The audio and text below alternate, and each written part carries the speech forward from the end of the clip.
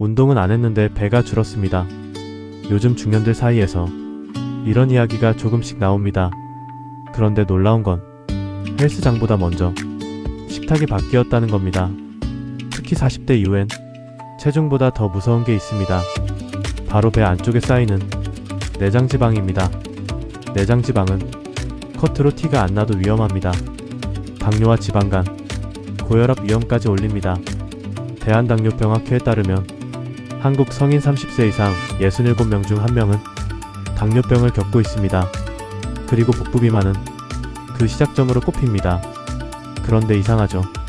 예전보다 덜 먹는데도 배만 자꾸 나옵니다. 왜 이런 일이 생기는 걸까요? 오늘은 그 원인을 하나씩 추적해 보겠습니다.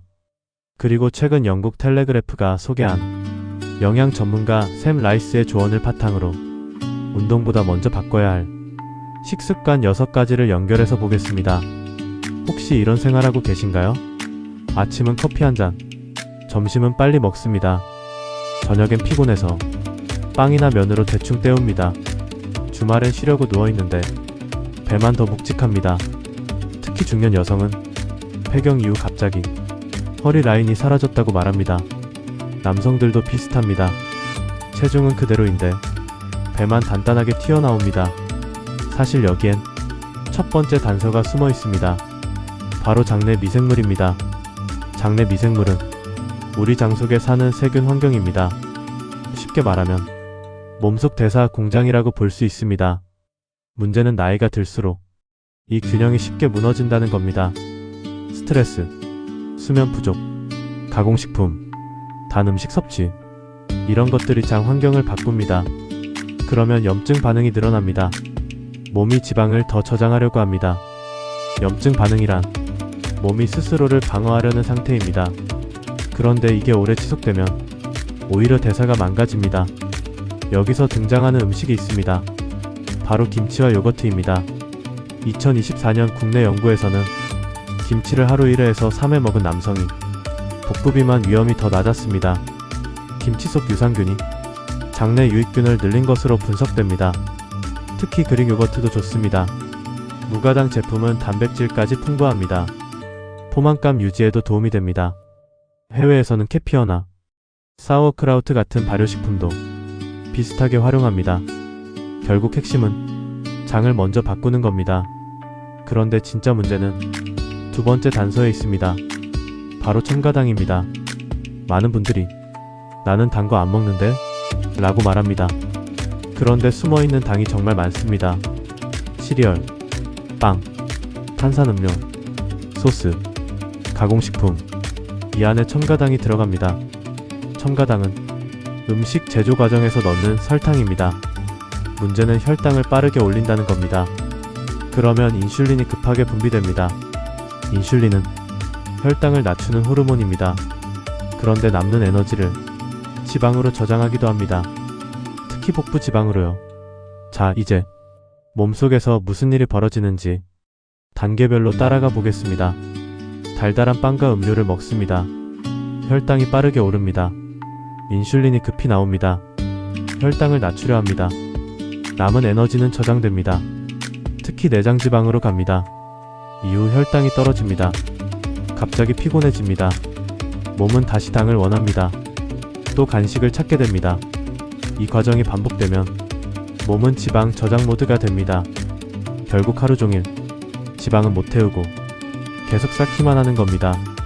그래서 중요한 건 당을 완전히 끊는 게 아닙니다. 첨가당을 줄이는 겁니다.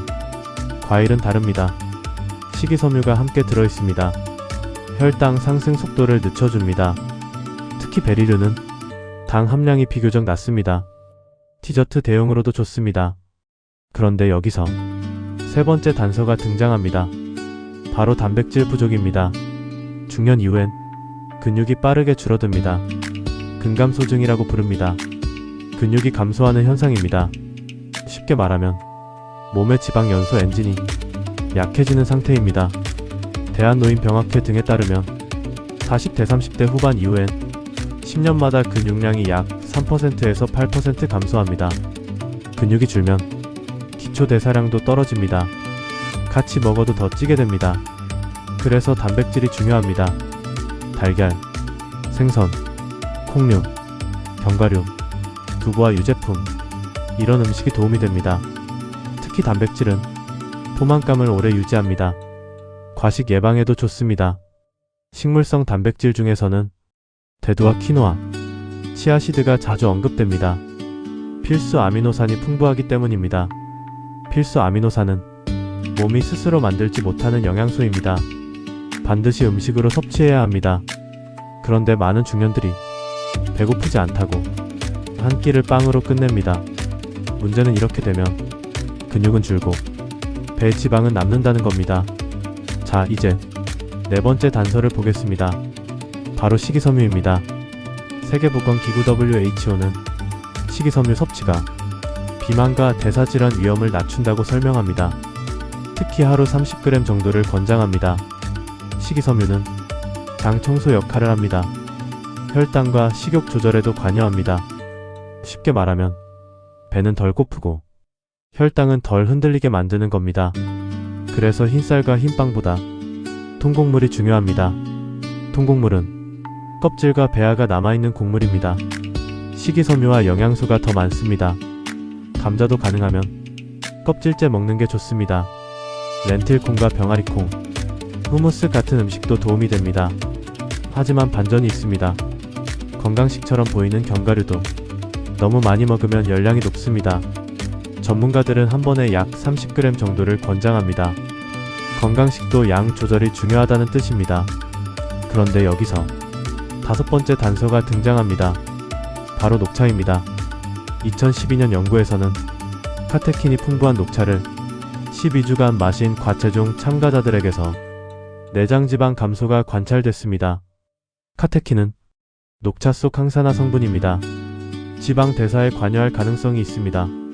지방 대사란 몸이 지방을 태워 에너지로 쓰는 과정입니다. 특히 중년 이후엔 이 기능이 느려집니다. 그래서 커피 대신 녹차를 선택하는 사람들이 늘고 있습니다. 녹차가 어렵다면 말차도 방법입니다. 카테킨 함량이 높기 때문입니다. 그리고 마지막 단서, 바로 오메가3입니다. 오메가3는 좋은 지방으로 알려져 있습니다. 염증 조절과 대사 건강에 관여합니다. 특히 등푸른 생선이 대표적입니다.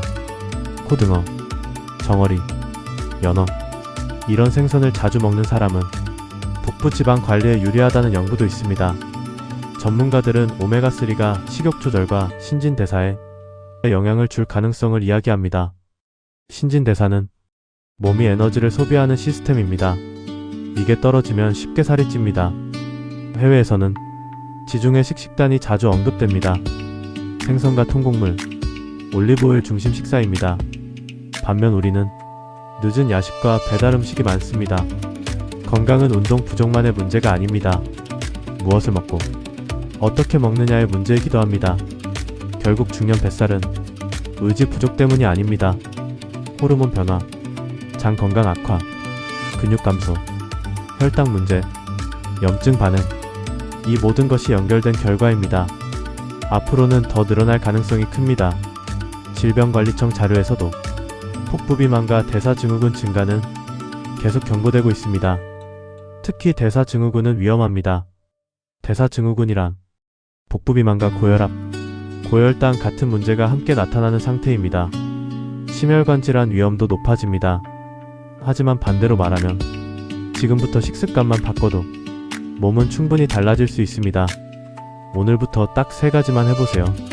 첫 번째, 김치나 요거트 같은 발효식품을 꾸준히 드세요. 두 번째, 첨가당 음식을 줄이세요. 특히 음료 속 당부터 확인해보세요. 세 번째, 단백질과 식이섬유를 매 끼니 함께 드세요. 이 변화가 쌓이면 배가 먼저 달라집니다. 몸의 피로감도 달라집니다. 여러분은 어떠신가요? 요즘 가장 끊기 어려운 음식, 혹시 달달한 간식인가요? 댓글로 남겨주세요. 영상이 도움되셨다면 구독과 좋아요 부탁드립니다.